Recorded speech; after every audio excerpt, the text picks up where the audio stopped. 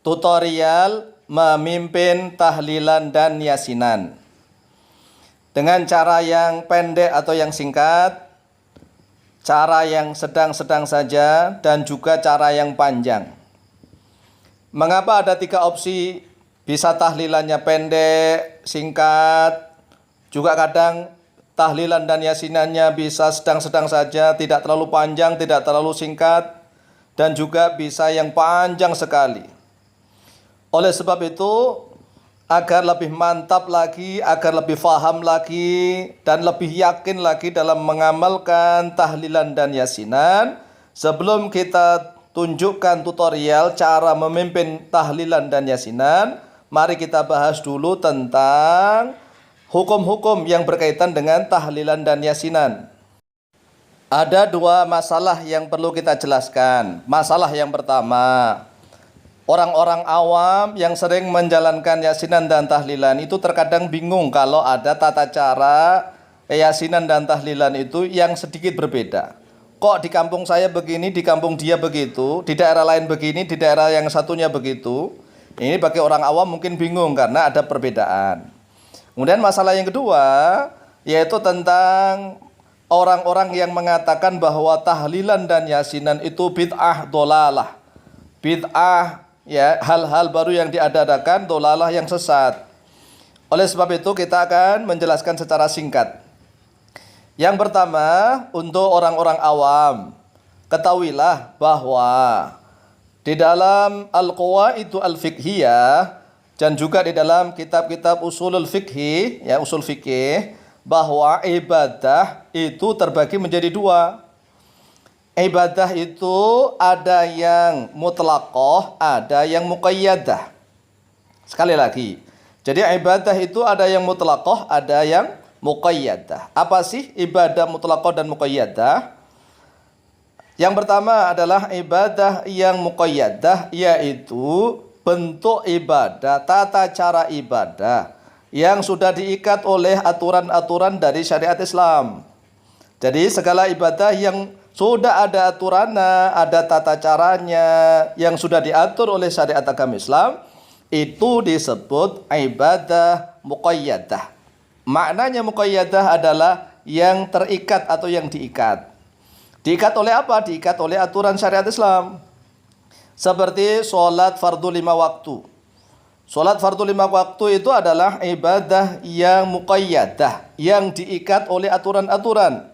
Tata caranya yaitu kaifiyahnya, adatul rakaatnya, jumlah bilangan rakaatnya, kemudian waktunya, dan seterusnya. Ada aturan yang sudah baku.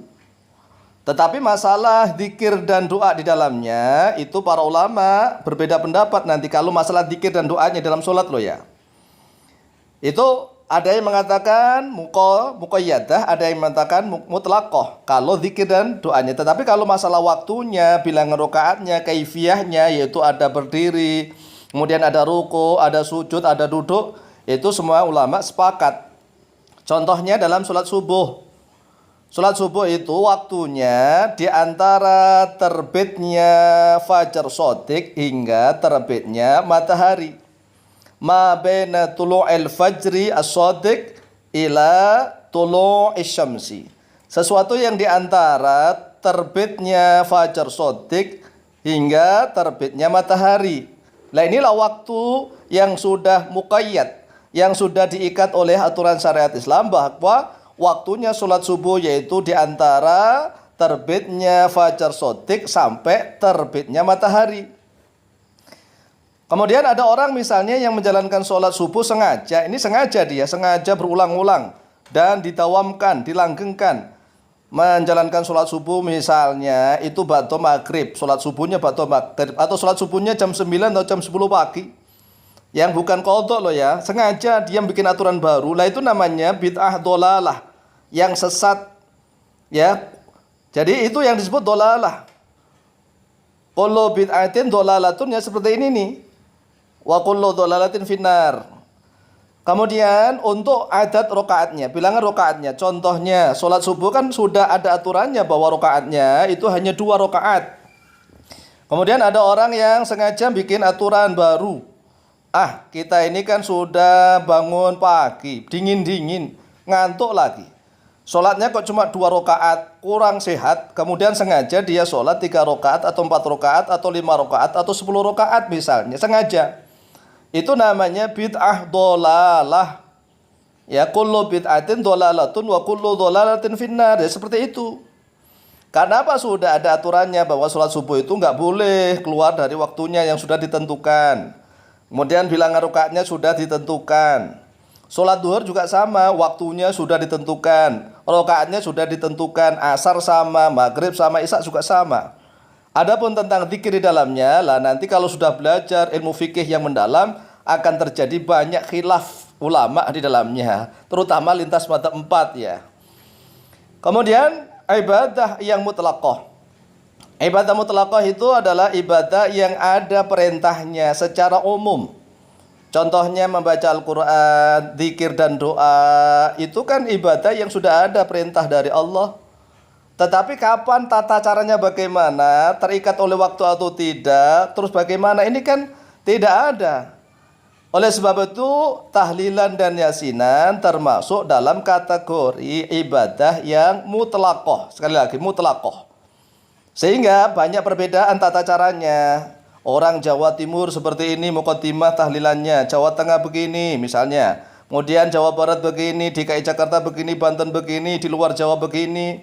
Kadang-kadang yang beda kampung, beda RT aja berbeda-beda tata caranya. Karena memang bentuknya adalah ibadah yang mutlaqah. Sekali lagi, mutlaqah. Oleh sebab itu kalau orang-orang yang mengatakan bahwa tahlilan dan yasinan itu bid'ah, ya benar. Saya akui bahwa bid'ah, cara tahlilan dan yasinan itu bid'ah, tetapi tidak dhalalah. Bid'ah tapi yang hasanah. Nah gitu. Lo katanya tadi kullu bid'atin dhalalatun wa kullu dhalalatin finnar, katanya ada kullu. Kan di dalam Al-Qur'an sudah sering kita jelaskan bahwa ada naat atau sifat yang dibuang. Jadi naat atau sifat yang buang dalam ilmu balaghah itu kullu bid'atin yang sayyi'atin dolalatun. Tidak ada kullu bid'atin hasanatin dolalatun, tidak. Makanya lafaz sayyi'atin itu dibuang. Ya, di dalam Al-Qur'an juga sudah ada banyak contohnya seperti itu, bahwa ada sifat atau naat yang dibuang. Jadi yang sesat itu adalah kullu bid'atin yang sayyi'atin, yang jelek, yang dolalah.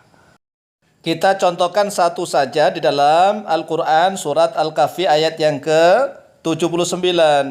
Qala Allahu azza wa jalla, a'udzu billahi minasyaitonir rajim.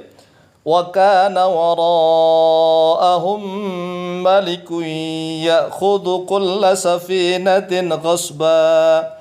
Wa kana, dan ada wara'ahum, di belakang mereka, yaitu ini kisah tentang Nabiullah Khidir dan Nabiullah Musa. Di belakang mereka malikun, oleh seorang raja, ya'khudhu, yang mengambil oleh dia, malik raja, kulla safinatin. Ini adalah lafaz kullu, ya, kullu safinatin, tetapi ini kedudukannya menjadi maf'ul bih sehingga dibaca nasab. Kulla safinatin, pada setiap perahu, ghasban, dalam keadaan ghasab. Para ulama ahli tafsir sepakat ya bahwa setelah lafaz safinatin itu ada naat atau sifat yang dibuang. Takdirnya adalah kulla safinatin hasanatin, yaitu setiap perahu yang baik, au solihatin. Sehingga tidak mungkin kalau memang setiap perahu itu akan diambil oleh sang raja. Ngapain Nabiullah Khidir melubangi perahunya miliknya orang miskin? Sehingga makulnya kan bisa kita rasionalkan. Oh, berarti yang diambil oleh sang raja itu hanya perahu yang baik-baik saja. Lah, lafaz baik atau hasanah itu dibuang. Ya, karena apa? Tidak mungkin perahu yang sudah dilubangi oleh raja. Kan di situ ada lafaz kullu. Lah, makanya itu kan ada naat atau sifat yang dibuang. Oleh sebab itulah Umar bin Khattab dan para sahabat paham persis. Jadi karena kullu bid'atin dolalatun, di situ ada lafaz yang dibuang, yaitu lafaz sayyi'ah. Kullu bid'atin sayyi'atin dolalatun, yang sesat itu adalah bid'ah yang buruk, yang menyalahi tentang syariat Islam. Oleh sebab itu Umar bin Khattab dan para sahabat mengatakan ni'matil bid'atu hadhihi. Ni'matil bid'atu, yaitu sebaik-baiknya bid'ah hadhihi ini.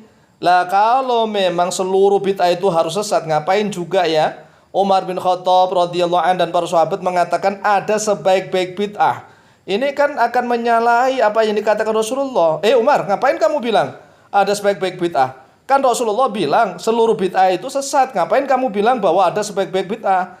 Oleh sebab itulah para ulama mujtahid sudah beristinbat hukum bahwa ada naat atau sifat yang dibuang. Sehingga sekali lagi ya, setiap bid'ah yang buruk yang menyalahi aturan syariat Islam itulah yang sesat. Sedangkan yasinan tahlilan adalah bid'ah tetapi yang hasanah. Bid'ah yang hasanah, bid'ah yang baik. Oleh sebab itu pertahankan, amalkan terus karena itu adalah bid'ah yang hasanah. Nah, saatnya sekarang kita akan menuntun tutorial cara memimpin tahlilan dan yasinan. Yang pertama, cara yang pendek dulu. Diawali dengan niat mengharap ridha Allah. Hanya mengharap ridha Allah. Kemudian membaca ila hadratin nabiyil mustafa Muhammadin sallallahu alaihi wasallam al-Fatihah. Saya ulang. Ila hadratin nabiyil mustafa Muhammadin sallallahu alaihi wasallam al-Fatihah. Baca Fatihah. A'udzu billahi minasyaitonir rajim. Bismillahirrahmanirrahim. Alhamdulillahi rabbil alamin arrahmanir rahim maliki yaumiddin. Iyyaka na'budu wa iyyaka nasta'in. Ihdinas siratal mustaqim. Siratal ladzina an'amta 'alaihim ghairil maghdubi 'alaihim waladdallin. Amin. Nah, kemudian kalau cara yang sedang-sedang diawali ditambahi ya, ada tambahan sedikit. Ila hadratin nabiyil mustafa Muhammadin sallallahu alaihi wasallam syai'un lillahi lahul Fatihah. Ada lahunya. Karena untuk mufrad ya, bukan lahumul tapi lahu. Ada tambahan syai'un lillahi lahul Fatihah. Nah, kemudian ada yang bertanya, i'rabnya jadi apa sih syai'un lillahi itu? Syai'un ini adalah nakirah, kemudian lillahi jar majrur. Ingat bahwa syai'un di situ mengandung makna yang am, yang umum. Setiap sesuatu yang mengandung makna umum bisa menjadi mubtada walaupun itu nakirah. Antakuna an-nakiratu amatan, yaitu bermakna umum. Jadi syai'un bisa menjadi mubtada lillahi jar majrur menjadi khobar. Dan lahunya sama, lahu di sini menjadi kedudukannya adalah khobar muqaddam, al-Fatihah itu menjadi mubtada muakhar. Ini adalah yang cara yang sedang. Kemudian agak yang panjang, sholawatnya ditambah panjang. Ila hadratin nabiyil mustafa Muhammadin sallallahu alaihi wasallam wa ala alihi wa ashabihi wa azwajihi wa auladihi wa dzurriyyatihi wa ahli baitil kiram. Syai'un lillahi lahumul Fatihah. Kalau ini lahum ya karena banyak. Syai'un lillahi lahumul Fatihah. Jangan lahu, kalau yang satu lahu, kalau yang cewek nanti laha. Kalau banyak lahum, lahumul Fatihah. Kemudian setelah itu membaca Fatihah.